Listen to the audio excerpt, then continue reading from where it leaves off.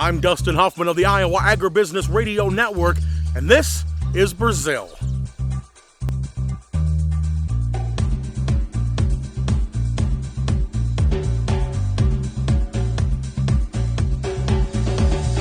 Come along with me on this series as I tour some of the agricultural areas of Brazil, from Minas Gerais and Brasilia to Mato Grosso and Rio de Janeiro. I will show you the farms, industries, and the people that have forged Brazil into a large player in the global ag marketplace.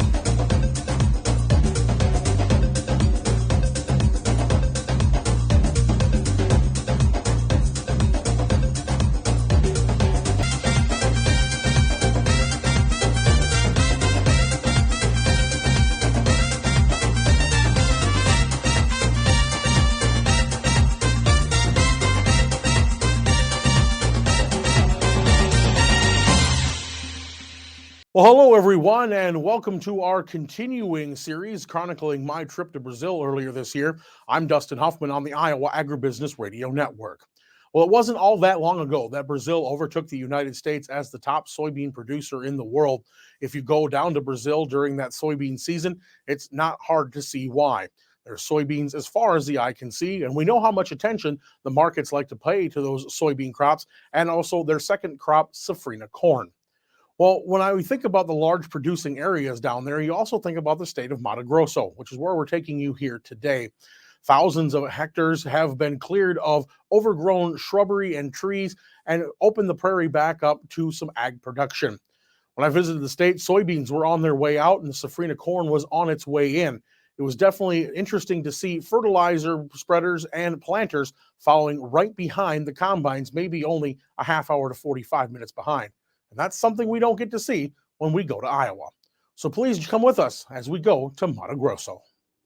Well, we got to spend 3 days in Mato Grosso near the town of Sorriso, a city of about 92,000 people. As we set out on the very first day, we could easily see some businesses that made us think of home. They're, of course, major players in agriculture and are well established in Brazil as the production capabilities continue to grow. The Brazilian state of Mato Grosso is known for its agricultural production all over the world. Even in the United States, we hear about how much they produce. So what is it about Mato Grosso that makes it such an ideal location for the Brazilians to grow crops all year round? He's just telling me a little bit about how he discovered this region. So he's they call him a pioneer, one of the pioneers, one of the early guys that settled here. So he's from the state of Paraná. In 1969, he was 14 years old.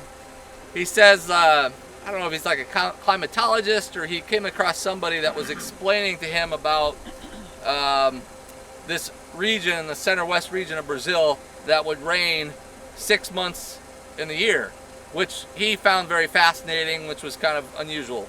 In 1976, that would have been 7 years later, basically guys trying to sell land up here came to where he was at and said, and talked about this land in the center-west region. And that reminded him of this, I suppose you call him a climatologist, talking about, how it rains so good up here.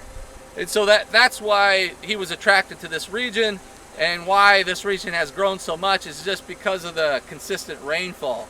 That it's very hard to have a crop failure here, is what he's essentially saying.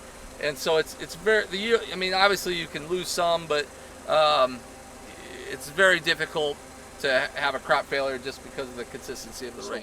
It was all privately owned when he got here, but a lot of it was people from like the state of São Paulo had this property, weren't living up here, weren't really doing anything with it, but maybe the government had given them plots of land. I know they offered a lot of tax incentives to get them to come and develop it, but most of them just would do pasture with it at the most. Unlike in the Midwest, where the land must rest during the winter months, Brazil experiences just a rainy season and a dry season. This means they can grow crops almost year-round. The rotation of crops also depends on each individual operation. Just like in the U.S., farmers must have a strong business plan. We saw crops like corn and soybeans, but we also heard about rotations of cotton, white beans, sugarcane, and wheat. It all depends on the size and the scope of the farm. So on the pivots, you can get 3 crops a year: soybeans, corn, and then a lot of times they go with edible beans after that, but you could do something else Soybeans is 100% in the first crop, and then it's 85% cotton, 15% corn. So the cotton, I mean, there's a fair amount, but as a total, it pales in comparison to the corn. It just so happened that these guys plant more second crop cotton than corn. How many combines does it take to support 21,000 Só se para 8.000 hectares, quantas colheitadeiras tem? 40 colheitadeiras. 40 são máquinas próprias, terceirizadas, todas terceirizadas. And all of those are custom hired. Oh, okay. And that's pretty common. A lot of operations, they'll have custom equipment hired. Os tractores e plantadeiras são próprios. The tractors and planters are theirs, but the combines you'll see are all custom.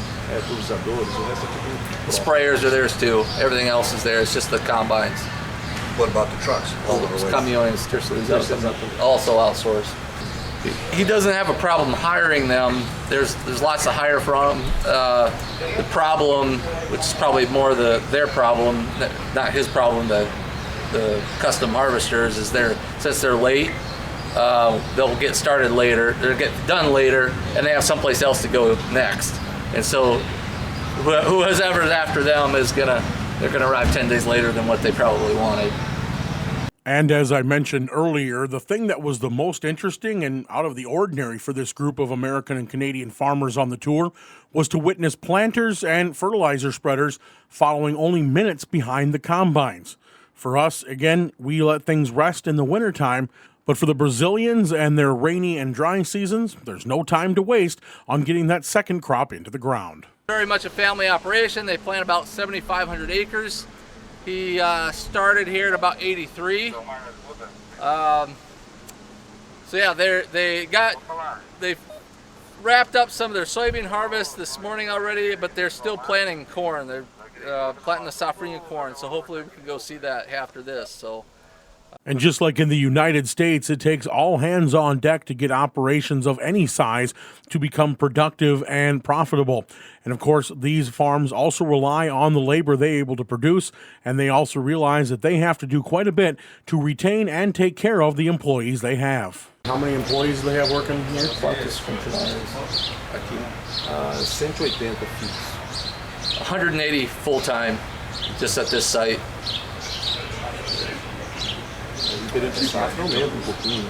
Na verdade, a gente faz 2 turnos, aumenta aí para 250, por aí. Mas 180 vai para 180, 180 fica fixo. They could have another 70 seasonal employees, so there might be closer to 250 Just right at now. this site. Just on this one. So this is a community kind of built around that employment. So they have a school and all that kind of stuff. Tem a escola aqui. A escola dentro da fazenda não. Elas estudam numa vila a 30 km. There's a village about 30 kilometers from here, so a bus will come pick up the kids. Tem ônibus. Yeah, there's a bus that comes pick up the kids, takes them to the village. But there's a lot of. Mas tem muita casa aqui, né? Temos. Tem alojamento, tem casa. Tem quantas casas? Temos 20 casas de família e A gente pode passar. There's 20 houses over here for employees plus dormitories. We can walk by them later if you want. Five hectares farm site. Essa sede é quantos hectares? Não sei, não sei precisar, mas deve ser em torno dos 10. Uns 10 hectares no máximo. He says, I don't know for sure, but I would guess 10 hectares, so 25 acres. The employees, and maybe he doesn't want to share that, what was their annual wage? Like a tractor driver, Yeah. uma tratorista, na média, vai ganhar quanto de salário? Temos vários níveis, né? Temos nível 1, 2 e 3. They have 3 tractor driver levels, 1, 2, and 3. So like new guys and the seasoned guys. Começa com R$2.000. Starting level is 2,000 reais a month. E isso vai até R$4.000. So then seasoned guys get 4,000 reais a month. So you divide that by 5.2 roughly right now. Aí tem hora extra e tal. You can get overtime, you get your food, you can't get your housing, so there's some other benefits there. But yeah, that's pretty standard. quantidade de pessoas é devido a gente trabalhar com 2 turnos no plantio, então 2 turnos na adubação, por causa dessa questão. 2 turnos de 10 horas. 2 turnos de 10 horas. So they're doing 2 shifts, 10-hour shifts in the harvest and the planting right now. So it's an 8-hour day plus 2 overtime hours.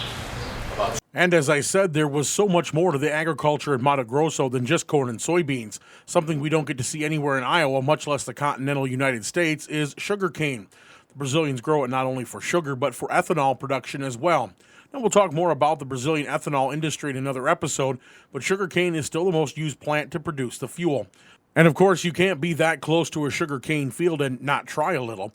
Now, it wasn't as sweet as it would be at harvest, but it was still really good. How many acres can they do a day? Here he said that now 5,000 acres. But day? all It is the sweet. farmers here, they are Very transported. sweet. We don't see a lot of this in Iowa, do we? No. Do you guys try it? Yeah. Oh, yeah. What'd you think? Sweet. Yeah. Yep.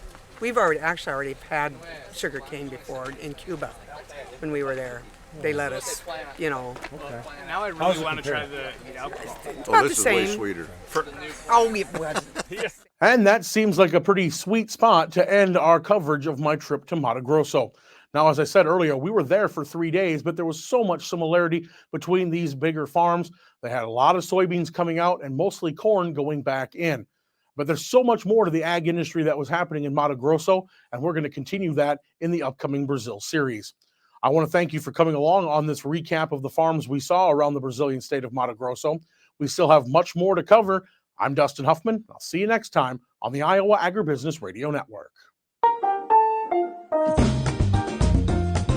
Coming up in our next episode, I talk about the ethanol industry in Mato Grosso and Brazil in general.